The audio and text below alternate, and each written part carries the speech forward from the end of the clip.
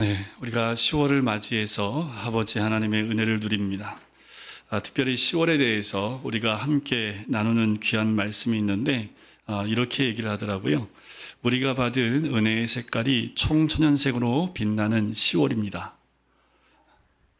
또 이렇게도 얘기를 해요. 치열한 삶 속에서 고장났던 나의 마음을 재정비하는 10월입니다.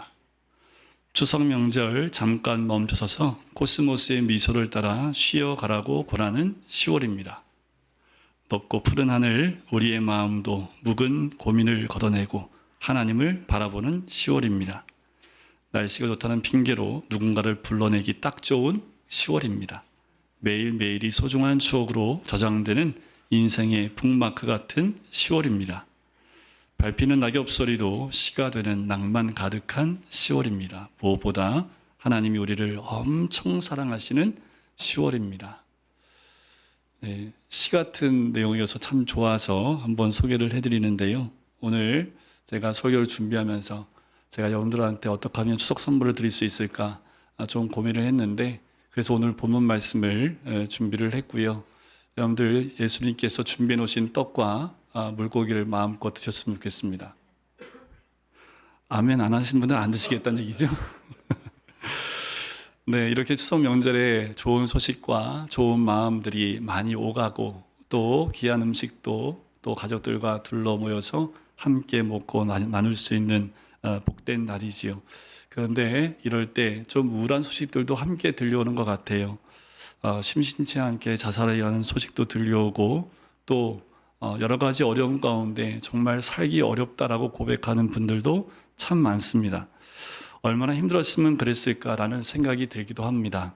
안타까운 것은 꼭 문제가 어려워서 희망이 없어서 그런 것만은 아니기 때문에 그래요. 낙심의 영이 역사하기 때문이지 않을까라는 생각이 듭니다. 도무지 절망스럽기 때문에 살 희망이 전혀 없기 때문에 차라리 죽는 것이 낫기 때문에 죽는 것이 아니라요. 낙심의 영이 역사하는 것이기 때문에 사람이 절망한다라는 겁니다. 지금 우리에게도 똑같이 그 영향이 있고요. 세상의 사람들에게도 똑같은 영향권 아래 고통을 당하고 있지요. 낙심의 영에 공격을 받지 않는 사람은 아무도 없습니다. 낙심은 누구에게나 있지요. 여러분, 낙심이 무섭습니까?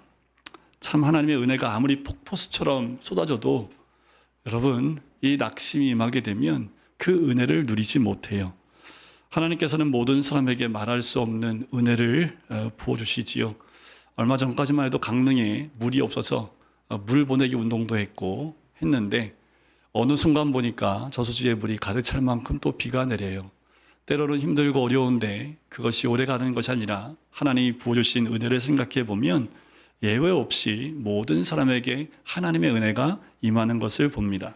그런데 유독 이런 분이 있지요. 나는 아니야 하는 분도 있을 수 있겠습니다.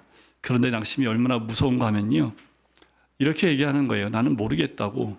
하나님이 나에게는 아주 조금만 은혜도 주시지 않는 것 같다고 그렇게 느끼는 것이 낙심이지요. 여러분들 혹시 오늘 예배드리면서 한쪽 구석에 하나님 그 은혜는 다 얻어 쏟아부으시고 나한테는 두 손끝만큼도 안 주십니까? 라만이 조금이라도 드신 분들이 있다면, 그런 뜻에서 지금 낙심에 의하여 마음이 무너진 분들이 있다면 오늘 말씀 안에서 하나님의 뜻을 깨닫는 복된 시간이 되시길 주의 이름 간절히 축원드립니다.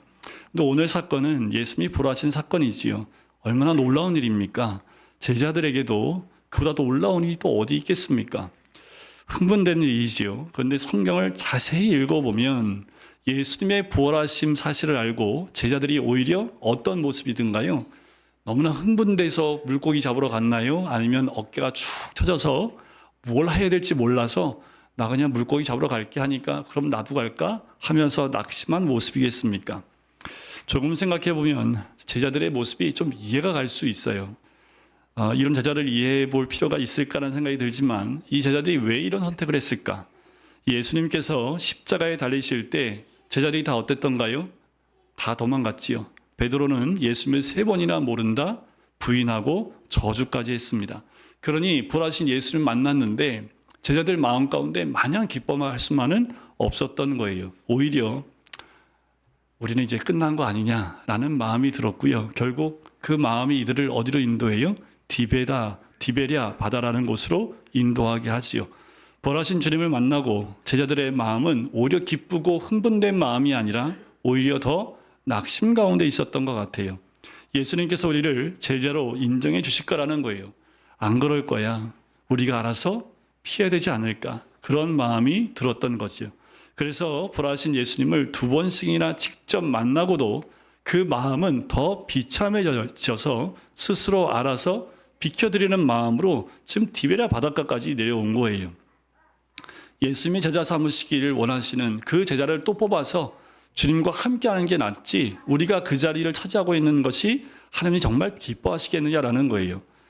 그것이 오늘 본문의 내용입니다. 성도 여러분, 우리에게도 혹 낙심의 영이 역사하지는 않습니까? 하나님 앞에 담대함을 잃어버리고 내가 무슨 자격으로 복을 달라고 구할 수 있을까? 하나님이 나를 기억이나 하실까? 내가 기도한다고 하나님 들어주실 수 있을까? 내가 그동안 하나님을 얼마나 실망시켜 드렸는데 나도 모르는 사이에 하나님을 얼마나 부인하고 살았는지, 얼마나 이런 일들이 많았는지 하나님이 나를 어떻게 이렇게 나를 쓰시겠어? 라는 그 마음이 혹시 드는 마음들이 있으십니까? 여러분, 힘들고 어려울 때 신앙적 좌절이 오는 것은 절망이에요. 아무리 내가 어려워도 하나님은 나를 사랑하시고 반드시 나에게 역사한다는 것이 믿어지면 어려움은 더 이상 어려움이 아니지요. 그런데 하나님도 나를 버리셨을 거야. 기도해도 이제 소용없어 라는 생각이 들 때, 그 생각이 들면 끝나는 겁니다. 이런 낙심이 찾아올 때 꼭 기억해야 합니다. 정확히 분별해야 돼요. 뭘 분별해야 되냐면 아무리 죄를 짓고 실패하고 낙심스러운 일을 만나도 판단은 바로 해야만 합니다. 하나님이 원하시는 것이 있고 마귀가 원하는 것이 있다라는 거예요. 하나님이 원하시는 건 뭘까요? 결국 우리가 회복하고 다시 일어서는 거지요. 그러나 마귀가 원하는 것은 뭐예요? 완전히 무너지고 내려앉는 겁니다. 우리가 어떤 죄를 지었던, 우리가 어떤 실패 속에 있던 하나님의 계획은 다시 우리를 일으키시는 겁니다. 하나님은 우리를 향한 놀라운 계획을 절대 포기하신 적이 없습니다. 예수님께서는 베드로가 예수님을 부인하고 낙심하게 될 것을 이미 아셨습니다. 그리고 말씀해 주셨지요. 시몬아 시몬아, 보라 사단이 밀가부로도 타려고 너희를 천구하였다라고 말씀합니다. 이 말씀을 우리가 기억한다면 베드로와 제자들의 낙심 뒤에는 누가 역사하고 있다는 걸 알 수 있어요? 마귀가 역사하고 있는 거지요. 베드로를 아주 주저앉히려고 하는 역사가 있었다라는 거예요. 낙심에 빠지면 아무것도 안 들려요. 아무것도 안 보이고 마귀가 하는 참소만 들려요. 그렇게 하나님의 사랑에 대하여 들으면서도 나는 아니야. 나는 용서받을 수 없어. 나는 하나님께 버림받을 거야 하는 마음밖에 들지 않게 한다라는 거지요.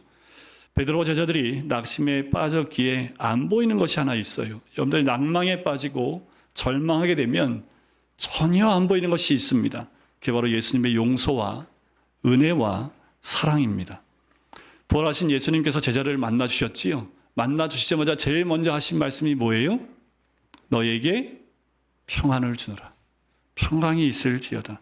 위로의 말씀을 주셨지요. 이 말씀 안에는 뭐가 다 포함되어 있습니까?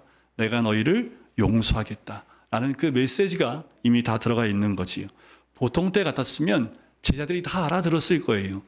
근데 제자들을 용서하고 다시 세우실 뜻이 아니라면 제자들 만날 이유가 없는데, 그런데 그들이 그 말씀에도 하나님의 뜻, 예수님이 무슨 말씀을 하시는지 전혀 못 듣고 있다라는 거지요. 근데 예수님이 정말 실망하셨다면 제자들에게 딱 나타나셔서 뭐부터 하셨을까요? 엎드려 뻗쳐. 일단 푸시업 10개부터 하기 시작할까? 그래서 내가 동네 한 바퀴, 선착순 한 명, 뭐 이렇게, 이것도 하나님이 용서해, 이렇게 했다면 좀 다를지 모르겠습니다. 그러면 베드로 제자들이요, 주님이 이미 우리를 용서하셨구나 깨달을 만한데, 자, 2번씩이나 제자들에게 나타나셔서 평안이 너희에게 있을지어다 말씀하셨는데도 전혀 들리지도 않고 믿어지지도 않더란 말이지요. 예수님께서 십자가에 못 박아 죽이는 로마 병정들 향해서 예수님이 외치셨던 말씀이 무엇입니까? 아버지, 저들을 사하여 주옵소서. 자기가 하는 것을 알지 못함이니이다. 예수님을 십자가에 못 박았던 그 로마 병정들까지도 하나님 예수님은 용서해 주셨는데도 불구하고 제자들은 예수님의 용서에 대해서 전혀 기억을 하지 못해요. 베드로가 예수님을 부인하게 될 것이라고 이미 말씀하셨고 기도까지 해주셨지요. 예수는 이미 베드로가 어떤 시험 당하실지 다 알고 계십니다. 여러분, 우리가 어떤 시험을 당할지 하나님은 다 알고 계세요. 지금 우리의 마음이 어느 상황인지도 주님 이미 다 알고 계세요. 여러분들 모르시겠지만 이미 말씀으로 우리에게 다 알려주셨다라는 거예요. 베드로에게도 이미 말씀해 주셨고 이렇게도 말씀하셨습니다. 그러나 내가 너희를 위하여 내 믿음이 떨어지지 않기를 기도하였노니 너는 돌이킨 후에 내 형제를 굳게 하라. 근데 우리 말씀을 통해서 이미 우리가 어떻게 될지를 하나님 분명히 말씀해 주셨고 은혜 가운데 알았음에도 불구하고 이 절망이 내 안에 들어오면 이런 것들이 아무 소용이 없는 거지요. 또 믿음이 없으면 아무런 소용이 없습니다. 낙심에 빠지고 나면 세상에 없는 말씀을 주셔도요, 그 말씀이 귀에 들어오지 않고 믿어지지도 않는다라는 거예요. 낙심은 믿음을 빼앗아 갑니다. 한쪽만 보게 하고요, 한쪽만 듣게 하는 거지요. 자기 식대로 예수님을 생각해 버립니다. 예수님도 나에 대한 실망하셨을 거야, 버렸을 거야 라고 예수님에 대한 잘못된 생각을 갖는다라는 거지요. 그러나 이 모든 생각은 성경에 근거하는 것이 아니라는 겁니다. 성경은 분명히 말합니다. 예수님께서 모든 죄를 다 용서하신다라는 거예요. 우리를 결코 버리시지 않는다라는 거지요. 이것이 예수 믿는 기본인 거지요. 그러나 베드로와 제자들은 3년 동안 예수님과 함께 지냈고 그렇게 많은 말씀을 직접 들었고 그리고 부활하신 예수님을 만났지만 이 기본적인 믿음 하나 제대로 가지지 못했던 거예요.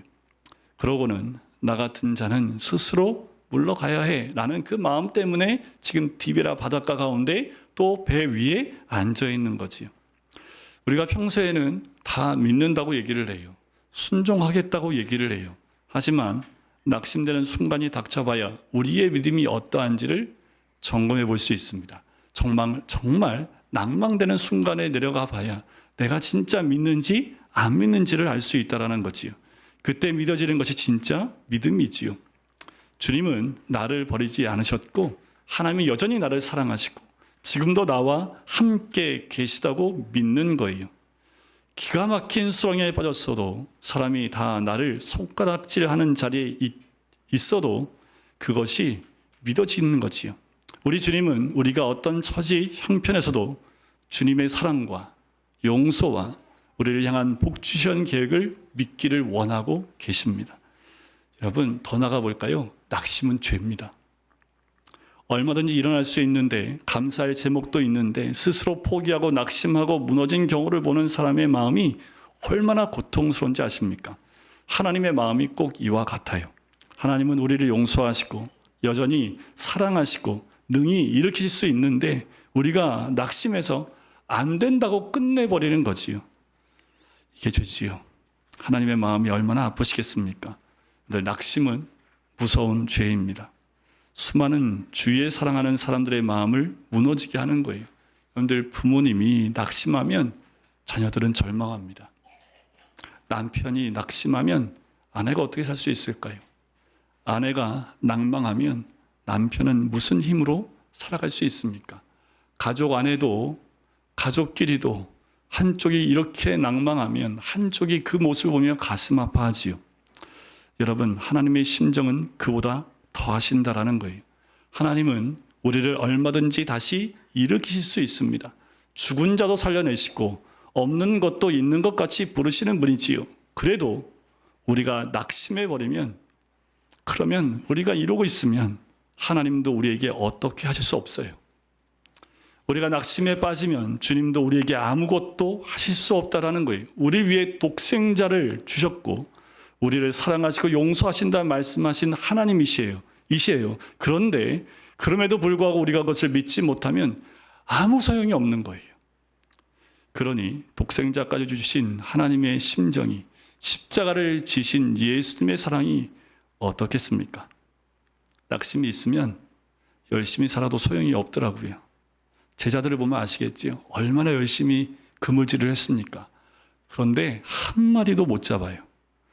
예수님께서 디베라 바다에 고기 잡으러 간 제자들에게 세 번째 찾아오셨습니다. 예수님 마음은 어떤 마음으로 찾아오셨을까요? 두 번씩이나 제자들을 만나 주셨는데 이제는 확신을 가질 만도 한데도 다시 일어날 만한데도 그런데 안 일어나요. 두 번이나 만나 평안을 너희에게 주겠다 말씀하셨는데도 다시 고기 잡으러 돌아가 버린 그 제자들을 찾아오신 예수님의 마음은 어떠실까요? 여러분들 오늘 이 자리에 주님이 찾아오시면 혹시 디베라 바닷가에 찾아가신 예수님의 심정이 아니었으면 좋겠습니다. 차라리 포기해버리시고 될 만한 사람을 붙들고 일하시지 이런 생각도 들만 하지요. 그러나 예수님은 이 이야기를 통해서 우리에게 말씀해주고 싶은 것 하나가 있습니다. 절대 버리지 않는다입니다. 정말 처절하게 낙심에 무너져서 고기 잡으러 갔는데 그것마저도 잡히지 않아요.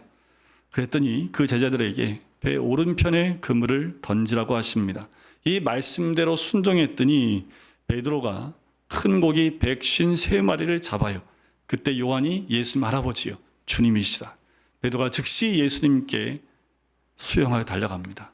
예수님께서는 그 자리에 뭘 준비하고 있어요? 숯불 위에 떡과 고기를 구워 제자들에게 먹이시는 거지요. 예수님께서 왜 이렇게 하셨을까요? 밤새 고생하는 것이 안쓰러워서 많은 고기 떼를 몰아주신 것일까요? 아니에요. 주님은 낙심한 그 낙심을 이기고 다시 일어설 믿음을 주시기 위해서 이 광경을 다 준비하고 있는 겁니다. 언제나 우리 주님은 떡과 고기를 준비하고 계세요. 그리고 낙심하고 있는 우리를 향해서 함께 먹자라고 우리를 초청하시는 거지요. 그래서 요한계시록 3장에 나와 있는 말씀처럼 끝없이 우리의 마음의 문을 두드리고 계신 분이 우리 주님이신 줄 믿습니다. 이보다 더 큰 용서가 어디에 있을까요? 정말 용서해 주시는 거구나. 예수님께서 다시 나를 통하여 역사하시는구나. 다시 제자로 여겨주시는구나. 그들은 울면서 그 식사를 하지 않았겠습니까? 한 수영 강사가 아이들, 우리 꼬맹이들, 아직 학교에 들어가지 않는 꼬맹이들 수영을 가르칠 때, 이 아이들한테 수영을 가르치기 전에 물에 친해져야 되는 시간을 갖고 난 다음에 하는 게 뭐냐 하면, 물 위에 이렇게 들어 눕는 훈련을 시킨답니다. 그러면 이 아이들이요, 들어 눕지 않고 막 선생님 머리카락 붙잡고 위로 올라가려고 하고, 왜냐면 그렇게 누우려면 딱 쓰면 바닥에 발이 안 닿아요. 그러니까 애들이 바닥에 발이 안 닿으니까 막 호적거리면서 선생님한테 다 달라붙는답니다. 근데 그 시간이 지나서 결국 물 위에 누울 수 있는, 그래서 물이 자기를 이렇게 떠서 뜨게 하는 걸 경험하고 난 다음에 그걸 경험하게 되면 놀랍게도 그 다음부터는 자기한테 오지도 않고 그 다음부터 수영을 잘 배울 수 있다고 얘기를 해요. 여러분, 우리가 예수님을 진정으로 믿게 되는 과정도 이와 같아요. 믿음이란 죽을 것 같은 낙심 속에서도 예수님만 바라보며 두려워하지 않는 거예요. 이것을 듣고 아는 것이 아니라 실제 경험해 봐야 돼요. 아무리 책으로 수영하는 걸 배워도요, 물속에 들어가 보지 않으면 그건 수영하는 게 아니잖아요. 근데 아무리 여러분들이 성경 말씀을 많이 공부해도 그 고난 가운데 한번 들어가 봐서 그 고난 가운데 내가 떠 있는 믿음을 확인해 봐야 한다라는 거지. 디베랴 바다에서 제자들에게 오신 주님은 낙심 중에 있는 우리에게도 다가오세요. 어떤 낙심되는 상황에서도 하나님의 사랑, 예수님의 은혜, 성령의 동행하심에 대한 진정한 믿음을 갖게 하시려는 거지요. 주님이 원하시는 것은 우리가 믿음의 눈을 뜨는 겁니다. 한 가지 영상을 봤는데 그게 뭐냐 하면, 큰 비어있는 교실에 한 선생님이 교실을 다니며 기도하는 모습이 찍혀있는 영상이었습니다. 아침에 일찍 아이들이 한 명도 오지 않은 그때 선생님이 곳곳을 다니면서 두 손을 들고 기도하는 장면이에요. 뭐라고 기도했을까? 그 영상이 찍힌 게 미국인데, 미국의 아이들 교육이 너무나 힘들다고 얘기를 해요. 교권이 많이 무너졌다고도 하는 시대이지만 그렇게 아침에 일찍 아이들이 없을 때 기도하고 교내를 구석구석 다니면서 선포하며 기도하는 분들이 있기 때문에 여전히 하나님의 역사는 이루어지는 것인 줄 믿습니다. 여러분들, 우리가 있는 곳, 어떤 곳이든 여러분들 두 손 들고 하나님을 찬양하며 기도할 때 하나님의 역사는 끝난 것 같은 그곳에서 다시 역사가 일어나는 거지요. 보스턴에 있는 한 보호소에 앤이라는 소녀가 있었습니다.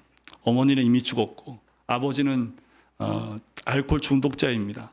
아빠로 인해서 마음의 상처에다 보호소에 왔는데 동생마저 죽어요. 그래서 그 충격으로 이 앤은 실명까지 하게 됩니다. 앤은 수시로 자살을 시도하고 괴성을 불러요. 결국 부재불능, 회복불능 판정을 받아서 그 정신병동의 지하 독방에 수용이 됩니다. 치료를 포기해버린 거예요. 그런데 노 간호사인 로라라는 사람이 이 앤을 돌보겠다고 자청합니다. 로라는 날마다 과자를 들고 가서 책을 읽어주고 기도해줬어요. 한결같은 사랑을 쏟았지만 앤은 담벼락처럼 아무 말도 없었어요. 앤을 위해 가져다 준 특별한 음식도 먹지 않았습니다. 그런데 놀라운 것은 2년 만에 정상 판정을 받게 됩니다. 그리고 파킨스 시작장애아 학교에 입학을 했고 교회 다니면서 신앙심으로 밝은 웃음도 되찾게 돼요. 그 후에 이 로라가 죽는 시련도 겪었지만 앤은 로라가 남겨준 그 희망을 볼 수 있는 마음의 눈으로 시련을 이겨내고 학교를 최우등생으로 졸업하게 됩니다. 그리고 한 신문사의 도움으로 눈 수술을 받아서 성공적으로 눈을 보게 돼요. 수술 후에 이 앤이 신문 기사 하나 봅니다. 이런 기사였어요. 보지 못하고 듣지 못하고 말하지 못한 아이를 돌볼 사람 구함. 앤은 그 아이에게 자신이 받은 사랑을 돌려주기로 결심합니다. 사람들은 못 가르친다고 했어요. 근데 이 앤이 기도합니다. 저는 하나님의 사랑을 확신했습니다. 라고 이야기해요. 결국 사랑으로 그 아이를 20세기 최대 기적의 주인공으로 키워냈지요. 그 사람이 헬렌 켈러입니다. 헬렌 켈러는 많이 기억하고 있는데 그녀의 스승에 대해서는 잘 모르지요. 이미 또 들으신 분도 계시겠지만 볼 수도 없고 듣지도 못하고 말하지도 못하는 삼중고를 안고 있는 헬렌 켈러를 전 세계의 놀라운 인물로 만든 사람이 바로 앤 설리반이라는 사람입니다. 여러분, 예수님께서 우리에게도 그렇게 하기를 원하십니다. 로라가 앤 설리반에게 한 것처럼 앤 설리반이 헬렌 켈러에게 한 것처럼 주님은 우리가 진정으로 믿음의 눈을 뜰 때까지 우리를 다시 만져주십니다. 여러분, 어떤 상황에도 주님의 만져주심이 있을 때 회복의 은혜를 누리게 될 줄 믿습니다. 하나님의 전능하심과 그 인도하심을 믿고 따르는 기적의 삶을 살 것인지 아니면 낭망하고 두려움과 염려하며 평생을 살 것인지 양자택일해야 합니다. 정말 하나님 믿고 살려면 귀를 기울여 보시기 바랍니다. 베드로도 처음에는 예수님이신 줄 몰랐어요. 멀리서 들려요. 배 오른편에 그물을 던져라. 말씀을 들었습니다. 그러고는 자기도 모르게 그 음성에 순종해서 그물을 오른편에 던졌을 때 큰 고기 153마리를 잡아요.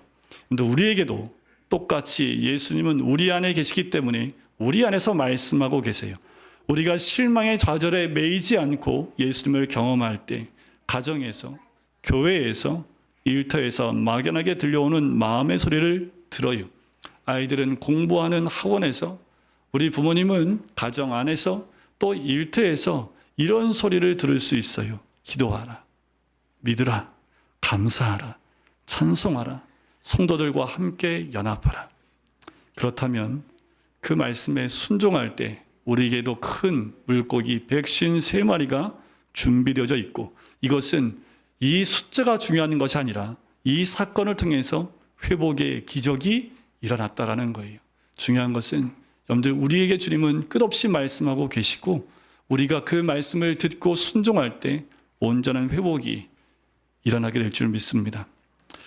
리차드 범브란트라는 목사님이 있어요. 1948년도에 루마니아 비밀경찰에게 투옥되셨던 분인데 20년 가까이 믿음에 대해서 고문하고 핍박하면서 믿음을 버리라고 고문을 당합니다. 그가 수년 동안 옥에 있으면서 한 번도 아내와 자녀들을 만나보지 못해요. 계속해서 들려오는 그 소리는 아무도 너를 사랑하지 않는다. 이제 아무도 너를 사랑하지 않는다라는 말이 계속 들려요. 하루는 이제 그 감옥에서 부모, 자녀, 가족들을 만날 수 있는 시간을 주겠다. 그래서 엽서를 쓰게 합니다. 이제 목사님도 엽서를 열심히 써서 보냈어요. 그 시간이 와서 깨끗하게 다 준비해서 가족을 맞을 준비를 했는데 근데 다른 사람이 다 나가는데 자신의 이름을 부르지 않는 거예요. 그러면서 방송에서 이런 소리가 들립니다. 감옥에서 일부러 내는 소리지요. 하나님은 죽었다. 하나님은 안 계신다. 이 말을 계속 들려줘요. 가족을 만날 수 있으리라는 그 기대감이 한순간 무너지면서 하나님은 죽었다는 그 말에 이 목사님 마음이 완전히 무너져 내립니다. 그때 그 순간 성경에 나오는 배교의 때가 이를 것이라는 말씀이 생각이 나요. 그리고 이 말씀이 생각이 나졌습니다. 예수님께서 무덤에 묻히셨을 때 여인들을 생각했습니다. 그 여인들도 나처럼 이렇게 절망스러웠겠지요. 그러나 그들은 울면서 예수님의 무덤을 떠나지 않았습니다.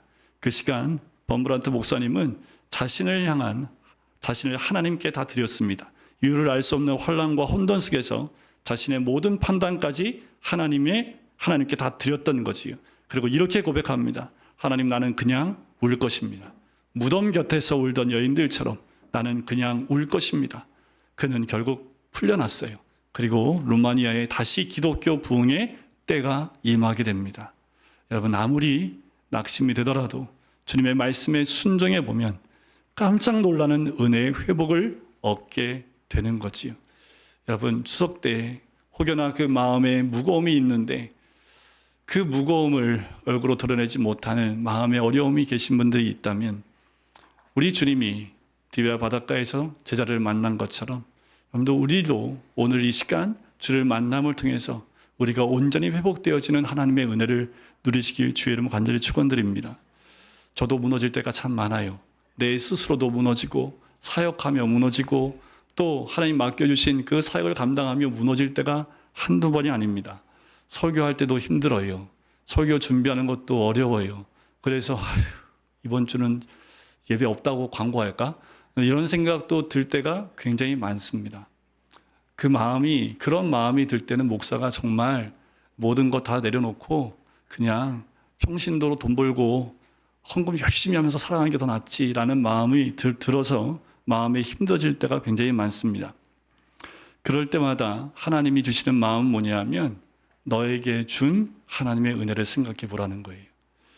그래도 목사가 말씀 보니까 들을 수 있는 귀는 조금 열려서 그런 말이 들리면 또 뭔가 하고 귀담아 들으려는 마음들이 하나님의 은혜 가운데 있습니다. 그럴 때 하나님이 부어주셨던 것들을 세어보기 시작을 하지요. 그러면 이 추석 때에 우리가 함께 모여서 1년 동안 하나님 주신 그 은혜를 함께 나누는 것처럼 내 마음 가운데 안 되고 또 힘들고 어렵고 그리고 모든 게 막혀 있는 것 같은 그것만 크게 보였는데 어느덧 보니까 그거는 하나도 안 되고 하나님 주신 은혜는 99%가 넘는 은혜가 있었다라는 것. 내 눈앞에 안 된다는 것을 눈앞에 딱 갖다 대고 다른 것을 전혀 보지 않으려고 했던 나의 모습을 보게 됩니다. 성도 여러분, 왜 낙심하십니까?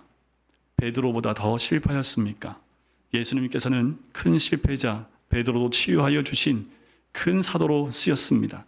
그것이 주님의 계획이었던 것처럼 여러분, 우리도 지금의 이 땅 가운데에서 지금의 이 환경 가운데에서 떡과 포도주를 또 떡과 물고기를 준비해 주시면서 우리가 회복되길 원하시고 우리 한 사람 한 사람을 통해서 계획하신 하나님의 그 계획하심과 그 사명들이 이루어지길 원하고 계시다라는 거지요. 여러분, 우리가 주신 은혜를 더 기억해보는 이번 추석이 되기를 주의 이름으로 간절히 축원드립니다. 그래서 추석 때 여러분들 들리는 얘기 때문에 힘들어하지 마세요. 우리 나이 많은 청년들은 집에 가면 듣기 싫은 얘기 순서가 쭉 10몇 가지가 나오더라고요. 네, 또 며느리들 또 시집식구에 가면은 또 듣기 싫어하는 거 쭉 나와요. 그런 거 보지 마세요. 보면 뭐합니까? 오히려 그런 것들을 보는 것보다 하나님의 음성 듣고 하나님이 주신 은혜를 함께 나누는 복된 이야기들이 우리 입술에서 나올 때 우리가 우리 서로에게 연합되어지고 하나님이 우리를 세우신 그 은혜가 무엇인지를 다시 회복하는 이번 추석이 될 줄 믿습니다. 주님, 다시 한 번만 만져주십시오. 다시 한 번만 만나주십시오. 이런 마음으로 이번 추석 연휴 동안 더 주님을 깊이 만나시고 주님의 은혜를 누리시는 귀한 시간 되시기를 주님의 이름으로 간절히 축원드립니다.